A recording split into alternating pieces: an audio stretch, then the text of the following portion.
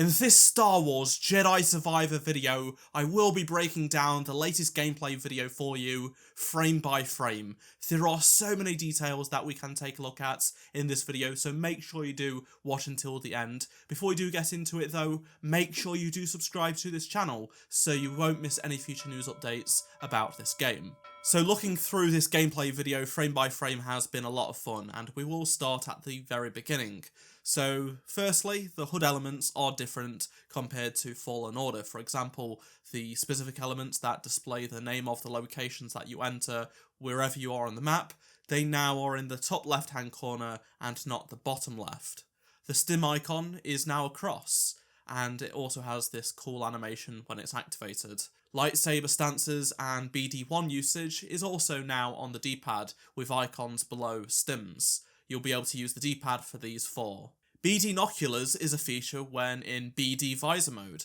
These are two brand new modes for this game. You can zoom in and place beacons when you're in the BD Noculars mode, and this is similar to what we see in various games such as Breath of the Wild. The translation from Aurebesh for these letters of the beacons are A, H, F, Q, and C. Whoever edited this video did a bad job at blurring the objective text and hiding it from us. It says, find Grease, so Grease is confirmed to be in the game on this planet. BD1's map has a slightly refreshed look compared to Fallen Order. We can see here on this cliff that the Mantis is damaged, it's got loads of smoke coming out of it, and that's similar to what we see in the previous trailers for this game. There is also that broken moon that we've seen in various artwork for the game. It's in the sky right here.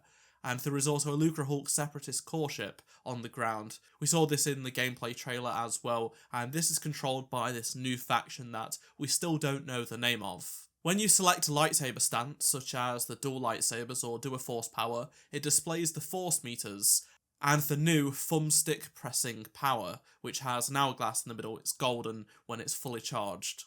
This blaster bolt goes through Cal's body and he takes no damage. Definitely a mistake. Cal is now also able to force push things like grenades without using any of the force meter. However, other force usage in combat, as seen here, does use some of the force meter. Hits on an enemy regenerates it though. This text has the letters NNEETRANME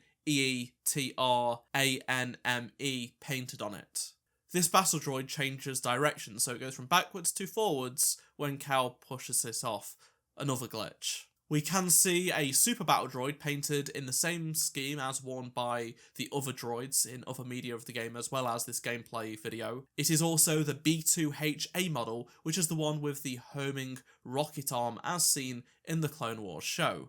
Also, a new feature in this game is that when Cal's lightsaber does cut through vegetation, it will slice it up, and it will also have embers and things like that. It's got some really nice particle effects going on, specifically with this bush here. This ability has Cal floating his lightsabers in the air, but unfortunately the enemy strikes Cal, so we don't see what it does in full as the animation did not complete. Some objects you will find around the game world can be picked up and used with the Force. You can throw them at enemies, such as these rocks. This rock throw did not use any of the Force meter either. The objects that do have physics can also be interacted with by enemies. They can be picked up, moved around, and they will also be broken when they're thrown by either Cal or an enemy. This is just a really cool execution animation, and when it's happening, you will also see the option to pull the left trigger on this wall here. It's got a blue aura around it, much like in the previous game when you can do something with the Force. I think this is probably a passageway that you're able to pull open. You can also scan things with BD1 to learn more, just like in Fallen Order. Some walls that you can climb will be out of reach unless you use the brand new grapple hook, which is a new ability, and you activate this by pulling the left trigger. The Aurebesh letters here are DU, NJT, TBY, IX. This NPC is killed for prospecting in this gorge, and the animation does need some work here, as you can see.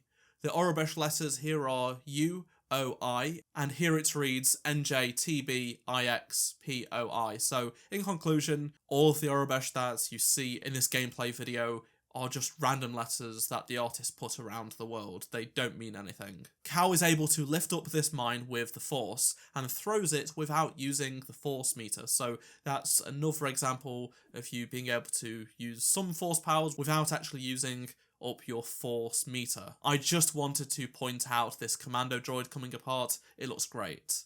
The golden ability at the bottom of the screen that I mentioned earlier does slow down enemies nearby when you press down the thumbsticks according to this piece of text. It's some sort of ultimate ability. We can see boglings are not just on Bogano, and they show you that you can jump up walls like so. As seen in various parts throughout this gameplay, there are meditation points just like the last game. This bogling has an interaction element above it, and it also says we can interact with it. Does this mean we will be able to pet the boglings, perhaps? Looking at the sky from this cliff shows us another look at the mysterious light and that structure in the distance that we also saw in the Collector's Edition Steelbook artwork. We get to see Cal use this golden ability with the hourglass logo to slow down these enemies in this scene. When it has run out, it is filled back up by hitting enemies, much like the Force meter. Each successful kill will grant you progress on the skill points bar, just like in the first game. Getting collectibles is the same as in Fallen Order. You will find a crate, and you can open it. Inside this one is a bomber jacket. It's not just going to be ponchos, as we have heard from Respawn saying stuff in interviews before. The open space of this village is a nice change compared to how the levels in Fallen Order were laid out. We did have that village on Zepho, but this is far more open and far more dense. There is even a lot more wildlife as well, not just on the ground, but in the sky as well. These lights disappear weirdly, probably just a glitch. An NPC from the village can be spotted in the right-hand side of this gameplay. In the previous gameplay trailer, we saw a bunch of B1 battle droids that have been hung up, but this time we see even more, with one having a Stormtrooper helmet on the body of a B1 battle droid. This one actually resembles General Grievous. It has 4 arms. This commando droid just suddenly turns around, but it can also do some more slicker moves, just attacking you, like, look at this, looks awesome. And using the droid's rockets or grenades against themselves will never get old. It's just so much fun. Cal does have a weird mark on his face, almost like a tattoo, but this is just a glitch because it's not present in other parts of this gameplay. So yeah, just another glitch that's showing up in this pre-release footage.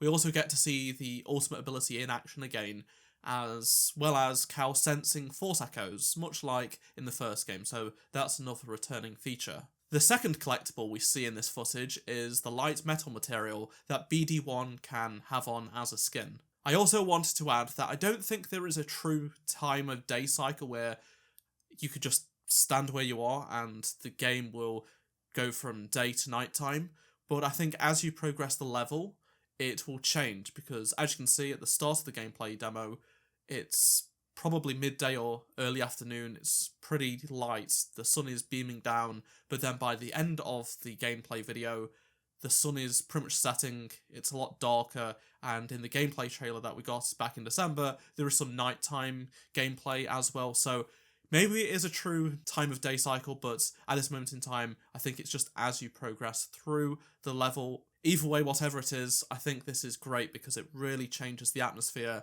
of the location depending on the day or night. Which was your favourite detail that you saw in this video? Let me know down in the comment section below, and please do drop a like to help support the channel. If you missed any of the previous Jedi Survivor videos, click on the playlist on screen right now, and I shall see you in my next Jedi Survivor video. Goodbye.